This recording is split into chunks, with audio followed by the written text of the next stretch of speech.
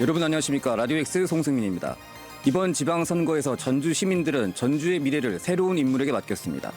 그 주인공은 바로 세 번째 도전 만에 70% 21만 4천 명의 지지를 받은 조지훈 당선자입니다. 조지훈 당선인에게 직접 앞으로의 시정 운영과 구상 들어보겠습니다. 예, 축하드립니다, 당선인님. 감사합니다. 고맙습니다. 예, 네. 본선보다 경선이 훨씬 더 치열했죠? 네. 예. 경선이 참 진을 뺐다고 하잖아요. 그렇죠. 진을 뺐다고 할 정도로 많이 힘들었습니다. 그 현역 프리미엄이 있기 때문에 우범기 시장 꺾고 공천 확정됐을 때 좀 어떠셨습니까? 딱 이틀 아주 기뻤습니다. 그리고 그 다음부터는 다시 선거 운동을 해야 되는 시기여서 예. 그랬는데 저는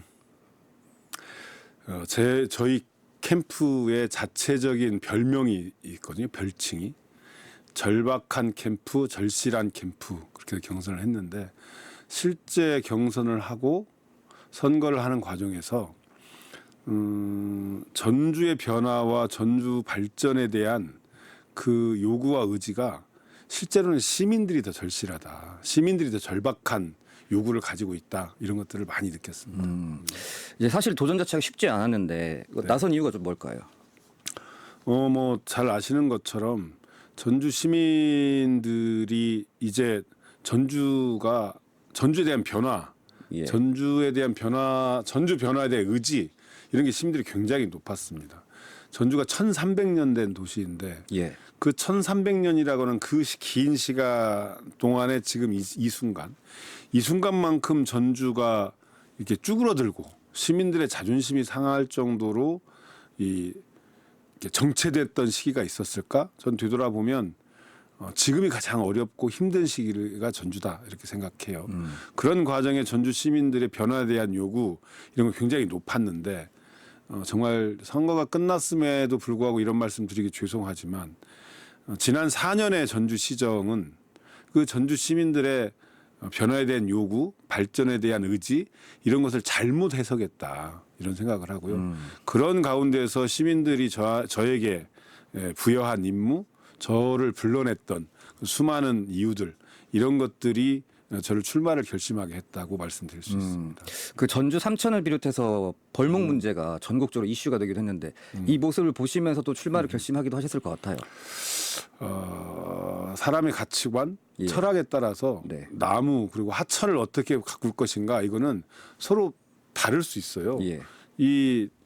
그러니까 화분 하나도 꽃나무 하나도 정원사가 어떻게 이걸 만들 것인가에 따라서 서로 다를 수 있지 않습니까? 근데 중요한 건 63만 전주 시민의 뜻을 받드는 시행정이지 않습니까? 그러면 가장 중요한 건 시민의 뜻이 무엇인가를 묻고 그 시민의 뜻이 서로 간에 약간 상충되는 것이 있다 보면 이걸 어떻게 조절할 것인가, 어떻게 조정할 것인가, 이걸 어떻게 합의하게 할 것인가 이런 역할을 하는 것이 시정입니다. 그런데 시민 위에 시행정이 존재하는 듯한 그런 불통행정이 저는 그것이 가장 큰 패착이었다 이렇게 생각합니다. 알겠습니다.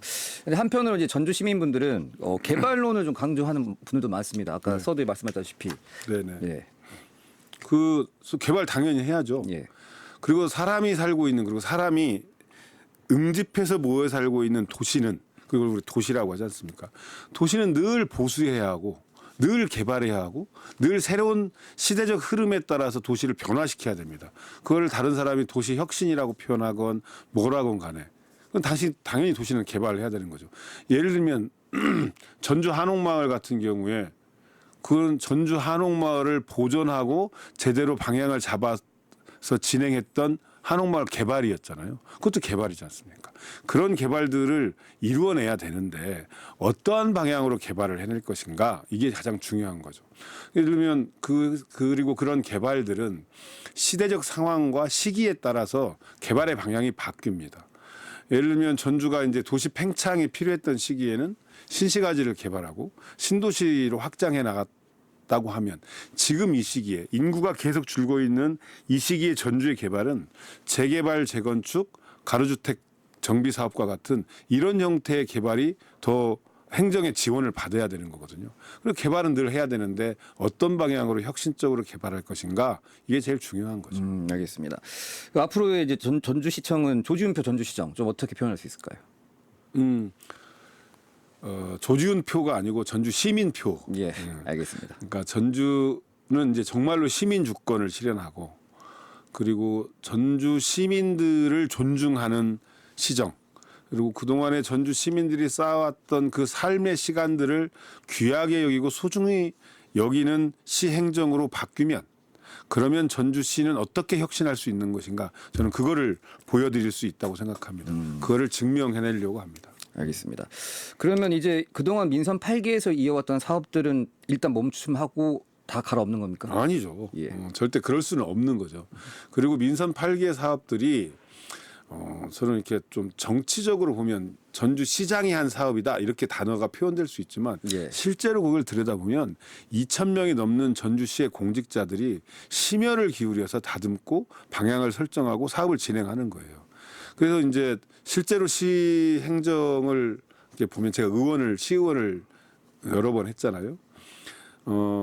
전주시 예산이 예를 들면 결산액 기준으로 2조 5천억쯤 된다 이렇게 얘기하면 전주시의 공직자들이 실제 이런 일이 필요합니다 하고 예산을 올리는 건 5조가 넘어가요.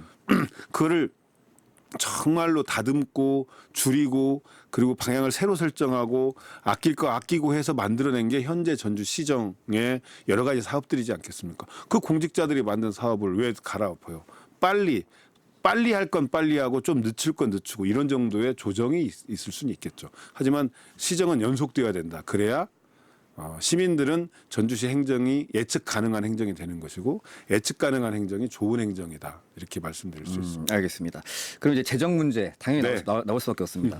민주당 경선 과정에서 굉장히 치열한 공방이 오갔던 부분입니다. 네. 그 지금 전주시 채무 6,840억 정도 되는데 네. 이 당선인께서 발견한 가장 큰 문제 무엇이었습니까? 재정은 아주 교과서대로 말씀을 드리면 가장 급하고 중요한 일부터 그리고 중요한 일, 급한 일, 적은 예산을 들이고도 가성비 높은 게 효과성을 발휘할 수 있는 이런 순서를 정하고 그거에 따라서 사업을 집행하고 재정을 운영해야 되는데 정말 죄송한 표현이지만 지난 4년간의 전주시 재정 운영은 상식을 벗어났다 이렇게 생각합니다. 다시 교과서로 돌아와야 된다고 생각하고요. 그러한 가운데서 전주시의 재정 상황을 다시 파악하고 전주시의 재정 운영을 다시 들여다봐야 된다 이렇게 말씀드리고요. 그냥 이렇게 재정 운영 잘해야 돼 이렇게 말씀드리면 우리 시민 여러분들이 도대체 뭐가 문제일까 그럴 것 아닙니까? 제가 당선되고 시의 이제 공무원들을 개별적으로 한두 명씩 당선자 신분이니까 솔직한 얘기를 전해옵니다. 이 상태면 예. 그게 상상이 갈지 모르겠는데 연말쯤 가면 이제 가을 넘어가면 전주시 공무원들한테 시간의 수당을 못 주는 상황이 지금 현재 상황입니다. 아하. 휴가를 안 가면 연차 보상금을 주잖아요. 예. 전주시 못 줍니다. 아하. 이런 상황을 한 번이라도 겪어본 적이 없잖아요. 예. 전주시 공무원들도 아마 황당할 겁니다. 그러니까 쉽게 말해서 연말쯤 가면 전주시 공무원 월급을 못 준다는 말이 그냥 이렇게 지나가는 말이 아니고 실제 현실로 닥쳐올 수 있다. 이런 정도로 재정이 악화되어 있다. 재정 운영을 실패했다. 이렇게 말씀드릴 수 있습니다. 그러면 이제 전주시 지방채가 그 공공자산 확보를 위한 투자였다 이런 주장도 있었는데 이건 그러면은 완전히 틀린 주장이었던 겁니까? 반절은 맞고 반절은 틀리죠. 네. 그러니까 공공자산이라고 하는 이제 그것도 이제 스텝이 꼬였다고 저는 생각하는데 도시공원 일몰제 때문에 그렇지 않습니까? 도시공원 일몰제가 지금 현재 전주시가 발행한 지방채 전체의 한 반절쯤이 도시공원 일몰제 장기 미집행 도시 시설을 매입하는 데 갔죠. 근데 꼭 그렇게 하지 않아도 되거든요. 그거는 용인도 그렇게 안 하고 진행을 했고 그런 사례들은 얼마든지 있습니다. 그걸 다른 형태로 진행시킬 수가 있었죠. 그런데 더 큰 문제는 재정을 운영하는 데 있어서 예를 들면 이런 거예요. 전주시가 지방채 발행을 하면 다른 도시와 비교해서 그 내는 이자가 쉽게 말하면 엄청 높은 이자를 내고 있습니다. 보통 지방자치단체가 지방채 발행을 하면 1.7%에서 2.7% 사이에 이자를 내는데 전주시가 최근 2년 동안 발행한 지방채 2천억이 넘는 돈, 3천억이 넘는 돈은 이자를 3.75%를 냅니다. 저는 이게 상식적으로 어떻게 가능했는지 처음부터 재검토해야 된다 이렇게 생각합니다. 알겠습니다. 그러면 이제 큰 과제로 아마 다가올 것 같은데 당선인에게 그 올해 안에 전주시 부채 전액 상환 공약을 내셨습니다. 아니 그런 적 없습니다. 그건 저는 아닐까요? 어떻게 그걸 전액 상환을 해요? 지방채 관리를 통해서 예. 재정이 건전 재정으로 갈 수 있도록 바꾸겠다. 그래서 전주시 빚부터 갚아야 된다. 이게 정치적인 언어죠. 빚부터 갚아야 된다. 그렇다고 해서 할 일을 안 하면 안 되지 않습니까? 예. 재정 운영의 중심, 재정 운영의 중요도 이 축을 바꿔내겠다 이런. 그러면 뜻입니다. 구체적 계획이 좀 어떻게 됩니까? 일단 재정 TF를 구성하죠. 이런 겁니다.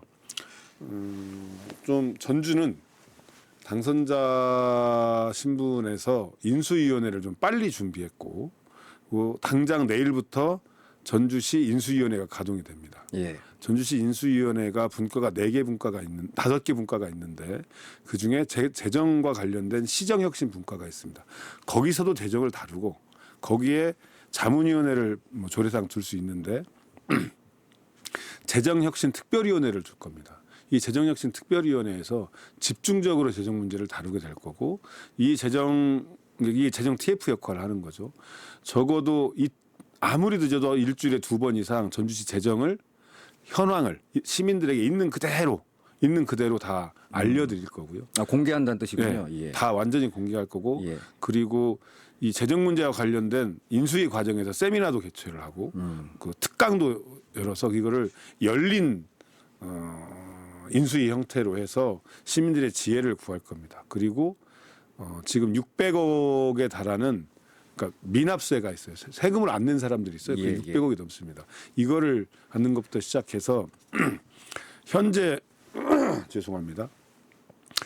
방금 말씀드렸던 전주시가 얻은 빚의 이자율이 3.75%라고 했는데 이 이자를 줄일 수 있는 방안을 해당 은행과 협상하는 것 등등 해가지고 어떻게든지 건전재정 운영 방식으로 갈 수 있도록 이렇게 방향을 틀어내려고 합니다.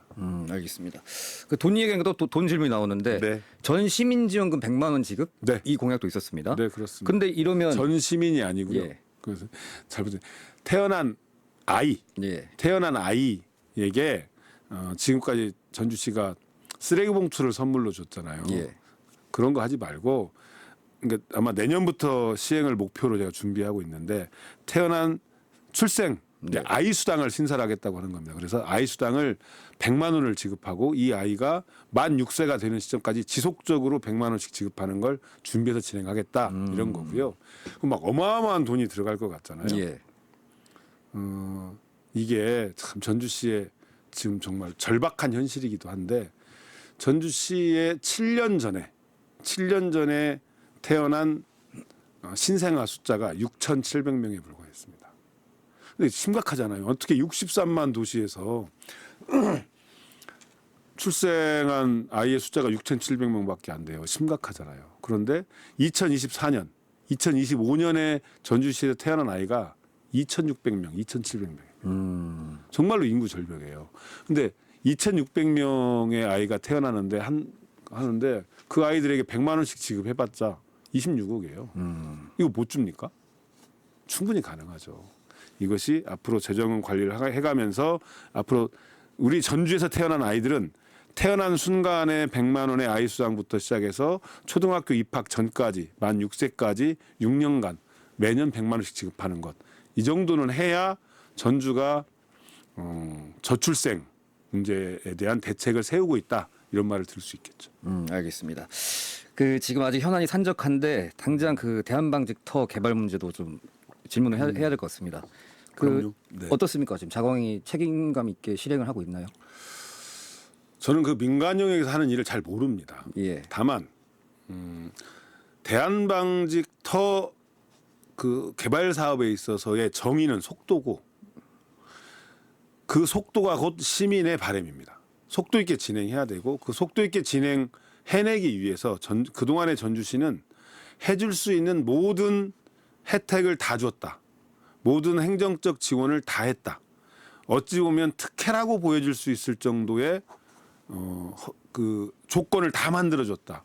이렇게 생각합니다. 예. 지금부터 그 사업을 해내는 건 그 시행사의 경영 능력의 몫이다. 경영 능력을 발휘해서 빨리 사업을 진행해야 된다고 생각합니다. 그런데 뭐 우리 기자님도 보셔서 아시겠지만 시공사도 정해지지 않고 설계도도 없는 기공식을 하면서 그 뭐죠 폭죽 놀이를 했잖아요. 그런 거 이제 그만하고 실제로 일을 진행해라라고 하는 말씀을 드리고요. 그래서 이제 궁금해하실 것 같으니까 다음에 나올 질문까지 제가 다 말씀을 드리면 제가 오늘 이 인터뷰를 통해서 좀 경고를 좀 하려고 하는 게 있습니다. 제 주변 사람들을 소위 말하는 건설업자 좀 이름 있는 굴지의 회사들의 사람들이 제 주변 사람들을 뭐라고 표현해야 돼? 약간 이렇게 좀 뭐라고 표현? 하여간 뭔 얘기를 하고 다니냐면 대한방직터와 관련해서 사업이 실제 진행하기 위해서는 이런 건 없애야 되고 이거는 이렇게 바꿔줘야 되고 이런 얘기들을 저한테 직접 하지 않고 제 주변 사람들한테 합니다. 제가 굉장히 어려워하는 어른한테까지 뭐 사업 진행하려면 이렇게 해야 된다는데 뭐 전문가 만나서 얘기 들어봐야 되는 거 아니야? 이런 식인 거예요. 제가 이 자리를 빌어서 분명히 말씀드리는데 어떤 사업 변경의 내용이나 무엇인가 정말 그 사업을 진행하는데 걸림돌이 있다고 하면 시청 공무원을 통하십시오. 시청 공무원에게 정식으로 얘기하고 정식으로 검토를 받아야 됩니다. 그런데 제가 들은 이야기 중에 가장 황당한 얘기는 뭐냐면 그 타워 있잖아요. 예. 타워를 없애야 사업이 진행된다는 거예요. 정말 황당하지 않습니까? 대한방직터 개발과 관련해서 전주 시민 어느 누구도 타워를 얘기한 적이 없어요.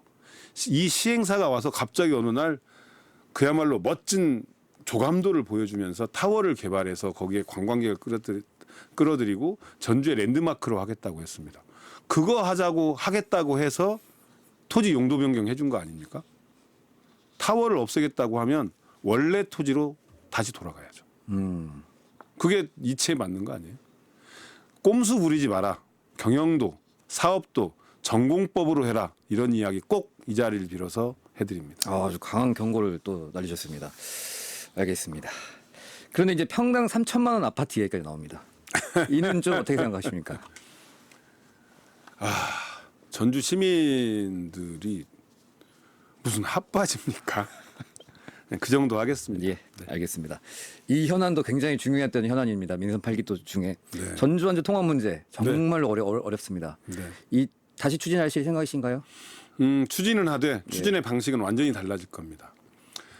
전주 완주 통합의 핵심은 서로의 신뢰를 회복하는 것, 예. 그리고 통합을 위한 전략을 마련하는 것, 그리고 이 통합을 향한 전략을 마련함과 동시에 진행해야 되는 것이 신뢰 회복과 전략의 이 전략 모두를 포함하는 일상적 상생의 길을 만드는 겁니다. 이렇게 해서 준비를 해나가야 되는데, 예를 들면 오늘 이재명 대통령께서 이렇게 오늘 또 그 대화했지 않습니까? 예. 거기에서 금융도시 말씀하셨잖아요. 전북의 금융도시와 관련해서 또 기대감이 커지는 거 아니겠습니까? 그런데 이 금융도시 얘기하면 혁신도시의 국민연금공단부터 얘기하게 되잖아요. 예. 거기가 완주입니까? 전주입니까? 행정구역상. 전주와 완주가 섞여 있죠. 그런데 그 건물은 완주에 있거든요. 예. 마치 그래도 전주의 일이 아닌 것처럼 되어 있습니다. 그러면 어떻게 해야 되느냐?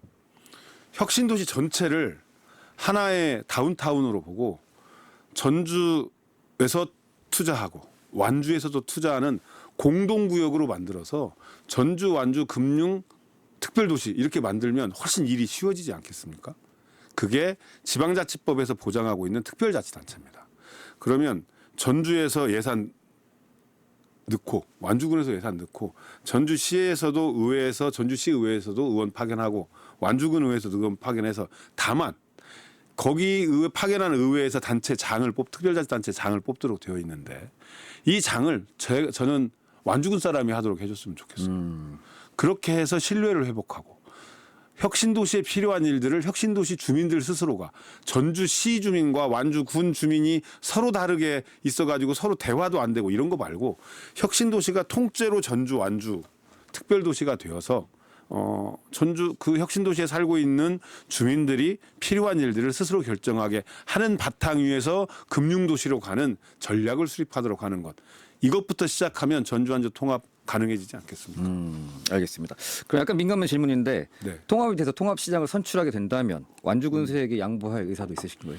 선거를 통해서 선출하게 된다고 하면 이제 예. 통합 이후에 그러면 당연히 저도 도전하죠. 다만 예. 그 전에 예를 들면 한 2년쯤 3년쯤 지났는데 전주 완주가 행정구역 개편을 통해서 실제 통합을 한다.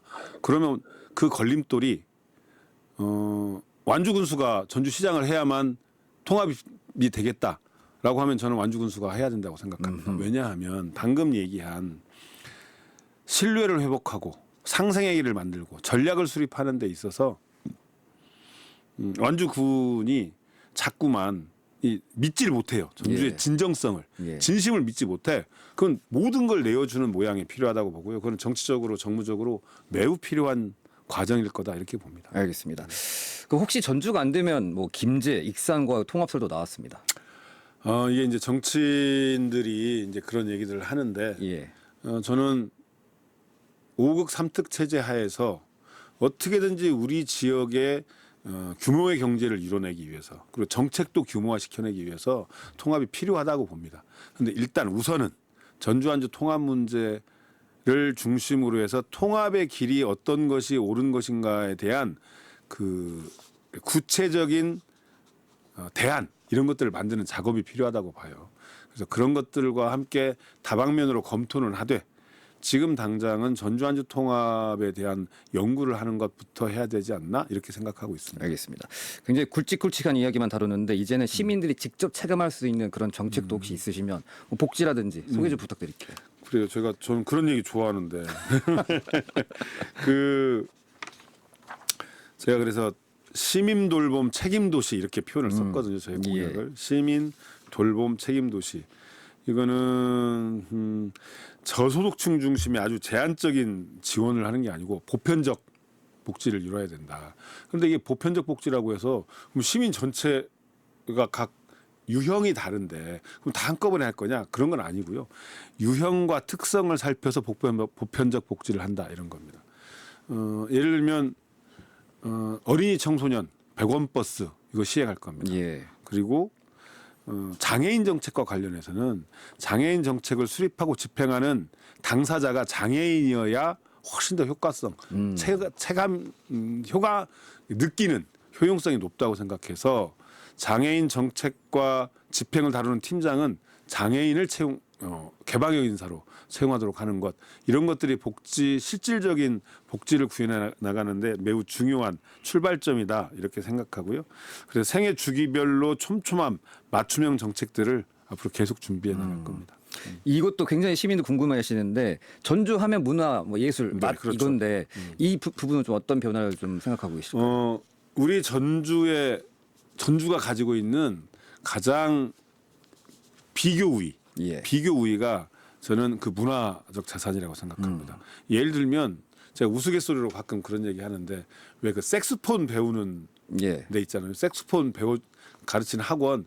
이 색스폰 학원이 그 숫자가 광주나 대전보다 많습니다. 전주가요? 전주가 많습니다. 그리고 국외 분야 문화예술의 9대 분야가 있지 않습니까? 뭐 작가님부터 시작해서 미술, 음악 뭐 이런 거. 이 동아리들 있어요. 동아리들. 그러니까 동호인들, 취미 활동을 하는 동호인들, 등록된 동호인 동아리 숫자가 몇 개쯤 될 것 같아요? 전혀 감도 못 잡겠습니다. 450개가 넘습니다. 아하. 이렇게 문화적 자산들이 아주 많습니다.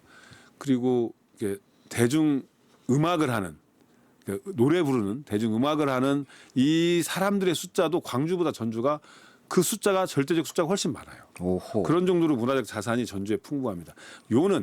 이 문화적 자산이 산업이 되게 해야 된다. 즉 먹거리가 되게 해야 된다. 이 먹거리가 되게 하는 이 작업들을 아주 철저하게 인수위 단계부터 계획하고 준비하려고 합니다.